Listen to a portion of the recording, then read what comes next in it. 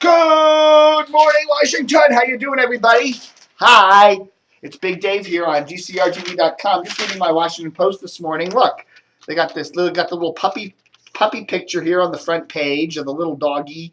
Jury clears Fairfax dog walker of neglecting to pick up Pooch's waste. There's Baxter the puppy there. And of course, then you go to page 2 of the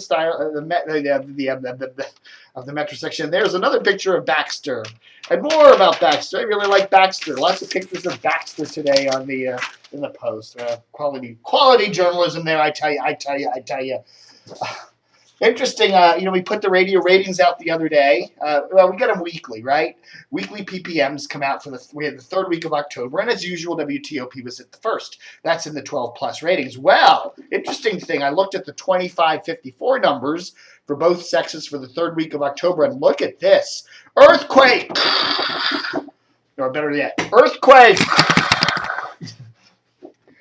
The WTOP wasn't on top. The money demo 25-54 ratings, Wash was on top. Imagine that. And it's not even Christmas music yet. And when Christmas music starts playing in about a month on Wash, we'll be getting, that'll be at the top for sure. But even without Christmas music, Wash is first place in the overall full day ratings in the 25-54 numbers, with TOP second. And there's the other stations there. We've got a three-way tie for fifth place with RQXHUR and DC 101, and Praise at 8th, WMAL at 9th, and Big at 10th. So that's interesting. Yeah, maybe a few cracks there in WTOP's ratings armor. Also wanted to look at the talk radio ratings. We're all wondering, how's everything shaken out now with WMAL on two signals? Well, in the 25-54 talk numbers for the third week of October, both sexes, this is what we get. So if you're looking at talk stations, WTOP, of course, is placing second behind Wash there with a 7.2 share. American University Public Radio Talker, WAMU, also does very well at fourth place with a 5.2 share. Then we're going down to, sports talkers here. We got WTEM at 13th place and JFK at 17th place. But you got to say to yourself, DC is a big wonk market with a lot of government and a lot of, you think talk would do really, really well in this market. And you know what? There isn't really a traditional even talk station in the top 20. WTOP is a news station. WAMU is kind of a news station too. It's not really a talk. Well, they do have talk programming on it, but it's not a full-time talk station per se. And these two are sportsy stations. So you don't have a political full-time talker in the top 20 in the money demo in Washington, which is kind of interesting, this being a political market. Then you go down here and you look at WMAL. Now, the ratings company Arbitron is still breaking out its numbers into two chunks. So we have WMAL FM with a 1.3 share at 21st place and WMAL with an 0.9 share at 25th place. But if you add them together, they get a 2.1 share, or 2.2 share actually. Really good. So I got good grades in high school except for math, right? Anyhow, so it would be 18th place. So, so if WMAL was combined signals, as it should be, because that's what they're running now, they should be 18th place, which still, in a heavily political top market, to have the most powerful news talker in the most powerful city in the market on two big signals, only getting 18th place. Okay, whatever. And if we continue looking down the line at other talkers, WAVA, which is primarily a Christian righty talker they're at 28th place. WFMD, surprisingly, from Frederick, Maryland, does 30th place. And then down here at 35th place, we have a tie between sports talker there at 570, WSPZ, and PFW, 89.3 there, tying for 35th place. And then way down at 48th place, WBAL out of Baltimore gets an 0.1 share, tied with WOL, Urban Talk there, and FED, Federal News Talk. WFED is funny. I mean, the ratings really are stinko for it, but it does very well billing. If you can, it's like what all these, if you can lock up some of those defense contractors that want to reach the federal government people, you can do very, very well with a teeny tiny little niche audience like what WFED has. So there, for a 50,000 watt signal on 1500, getting 48th place, but I'm sure, Hubbard there is, that's fine. We're making good money with it. So what the hell? What does it matter? Wow. Some changes over there at MAL. Drew Hayes couple years ago, WMAL was going through a meltdown. And so they brought in Drew Hayes. Drew Hayes is the operations manager of, which was Citadel, now Cumulus's Chicago station, Chicago News Talker, WLS 890, the big 890. Of course, when I was in high school, you could tune in the big 890 at Radio 89 there out of Chicago. It was a cool top 40 station, killer signal. But anyhow, Drew was essentially being the programmer for here in Washington. In fact, he was one of the guys who was solidly behind making the FM move to 105.9 earlier or mid-September there. But anyhow, we're hearing that Drew now will no longer be involved with WMAL. He's going to focus on his Chicago station. And so that, I guess, gives Bill Hess a little more programming punch here in Washington. Bill used to be at a whole bunch of different stations. He used to be at Wash and Big way back in the day, and then he left Washington and became the program director. They're one of the big top guys for Air America, which went belly up, and then he came back to Washington, and now he's doing he was the assistant program director with Drew, working with Drew there for WMAL for a while, and then back in June he became the program director for WMAL. So, be interesting.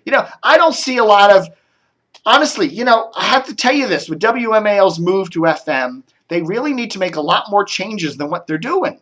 They haven't really done any changes. They still have a kind of okay-ish morning show. It still needs to be tweaked quite a bit, I think.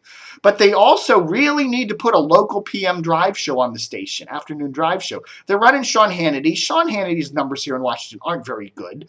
They really, if they're going to want to go up against TOP in that news talk arena or the talk arena or whatever, they need to have live and local morning and afternoon drives. Those are the two big chunk segments. The rest of the station you can, plug into the satellite for Rush and Levin and whatever, but you need those two chunks, and they don't have an afternoon drive local show. And until they do that, they're going to be kind of hobbling around on three wheels with a flat tire, They really need to do that, and they really, really need to start staffing up that news department, I guess they're looking at budget cuts, we're not going to spend much money on the news department, blah, blah, blah. But if they do that and they start really building themselves up as a really true news competitor to WTOP, and they at least have live and local morning and afternoon drive shows and tweak some of the hell out of that morning show because it still isn't right, then they might be on the way to making some decent revenue and some ratings with that station. But they just, it looks like these Cumulus people just don't know quite what they're doing.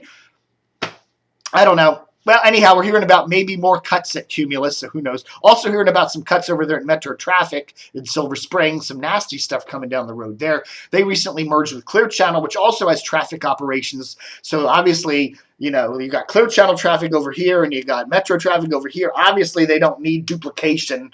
So we're, looks like a lot of stuff, a lot of cuts going on there.